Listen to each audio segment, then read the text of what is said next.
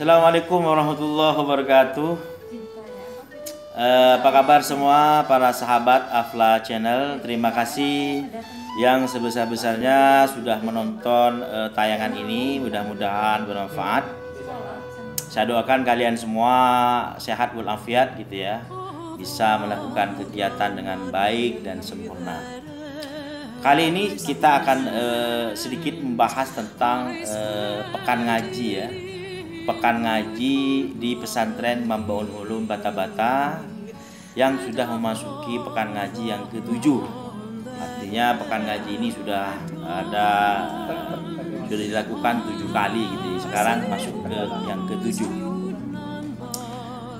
Saya sangat apresiasi dengan pekan ngaji, dan bahkan mungkin saya salah satu orang yang mendampingi gitu ya, mendampingi peneliti untuk melakukan penelitian di pekan ngaji ini tahun 2020. Mahasiswa S3 Unisma Malang melakukan penelitian tentang pekan ngaji ini. Kenapa? Karena memang ini program bukan hanya program lokal, tapi program yang internasional gitu ya. Yang hadir di situ bukan hanya dari tokoh-tokoh nasional, tapi juga tokoh-tokoh internasional seperti dosen Malaysia, kemudian dosen Singapura, profesor-profesor yang ada di Afghanistan, di India, itu yang dilakukan di pekan ngaji ini. Dan kegiatannya itu sangat bagus sekali ya, untuk mahasiswa, untuk santri, untuk pelajar begitu ya. Mereka belajar tentang pertanian. Ini loh, santri belajar tentang pertanian. Mereka juga belajar tentang arsitek. Mereka di situ juga mendatangkan tokoh bagaimana membaca kitab-kitab klasik. Kemudian mereka juga belajar tentang silat, cara menulis. Artinya di pekan ngaji ini kompleks gitu ya. Semua yang diajarkan itu sangat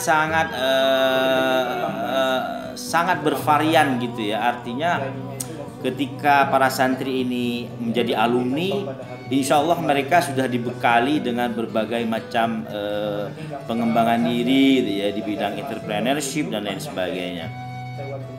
Maka kemudian dalam kajian-kajian penelitian itu, pekan ngaji ini kemudian disebut dengan salah satu mozaik gitu ya, mozaik pendidikan Islam atau mozaik pesantren. Kenapa? Karena di dalamnya terdapat banyak sekali aspek pendidikan gitu ya, baik pendidikan ruhaniyah atau pendidikan spiritual, juga ada pendidikan fisik dan juga pendidikan yang lain. Itu kenapa kemudian pekan ngaji ini disebut dengan mozaik pendidikan Islam atau pendidikan pesantren. Artinya pendidikan pesantren yang kompleks ya di pekan ngaji ini yang sedang saat ini berlangsung di pesantren Mambaul Ulum Bata-Bata gitu ya. Kemudian yang kedua, di pekan ngaji ini juga ada istilah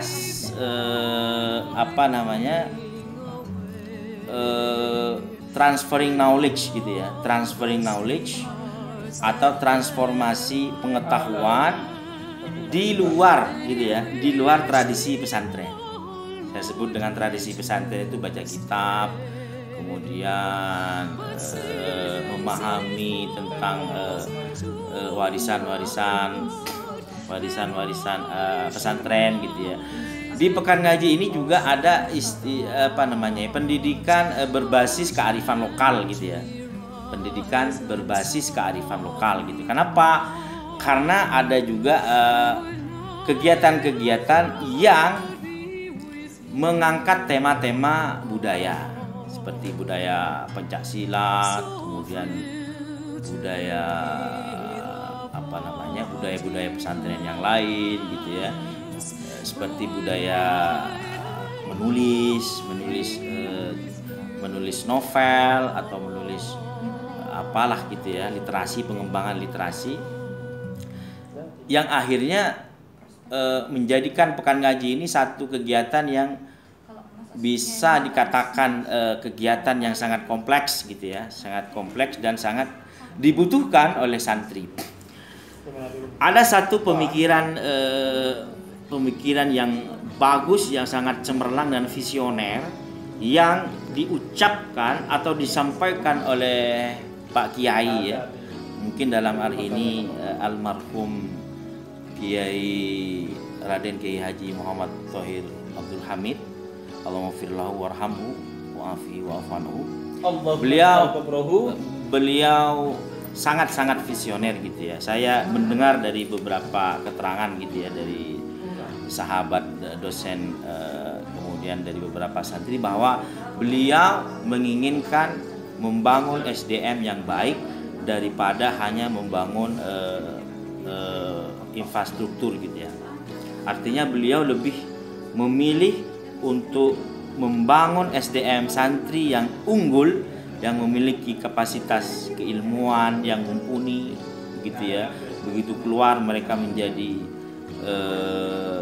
tokoh gitu ya, menjadi pengajar, menjadi mengabdi pada masyarakat, daripada hanya pesantren fokus pada pembangunan infrastruktur yang sebenarnya sudah ada dan masih layak untuk kemudian ditempati atau dihuni oleh para santri.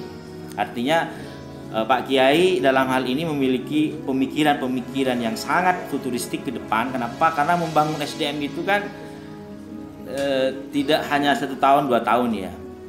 Artinya hasil dari pembangunan SDM itu bisa dinikmati 10 tahun, 20 tahun yang akan datang, daripada hanya fokus pada pembangunan sarana dan prasarana yang sifatnya temporal. Nah, ini yang kemudian saya salut, dan mudah-mudahan ini menjadi menjadi pemikiran generasi muda ke depan atau lembaga pendidikan yang lain untuk berpikir sama begitu ya, bahwa pembangunan SDM itu lebih penting daripada hanya berpikir membangun gedung gitu ya. Nah, ini yang saya tangkap pemikiran ini dari Al-Maghfurullah Kiai Thohir Abdul Hamid gitu ya. Mudah-mudahan pemikiran ini tetap hidup dan tetap terus berkembang dari zaman ke zaman, sehingga kita mendapatkan manfaat, sehingga santri-santri di sini juga terus bisa berkembang dan melakukan pengabdian-pengabdian di tengah masyarakat. Semoga pekan ngaji yang ke-7 ini berjalan dengan lancar, berjalan dengan sukses, berjalan dengan baik. Assalamualaikum warahmatullahi wabarakatuh.